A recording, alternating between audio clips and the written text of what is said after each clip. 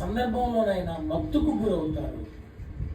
మత్తు మత్తు మత్తు పదార్థాల వల్లే కాదండి, దేని ద్వారా కూడా రావడానికి అవకాశం ఉంది, భోజనం ద్వారా కూడా వస్తుంది కదండి, భోజనం ద్వారా కూడా వస్తుంది. కనుక మనము ఈ ఆహార పదార్థాల ద్వారా కూడా మత్తుకు గురి కాకుండా కాపాడేది ఏమిటయ్యా అంటే వెలుగు. ఆహార పదార్థాల ద్వారా కూడా మత్తుకు గురవుతున్నాము అంటే మన కన్ను, మన మనసు, మన హృదయం ఏమైపోయినట్టు, చీకటి అయిపోయినట్టు.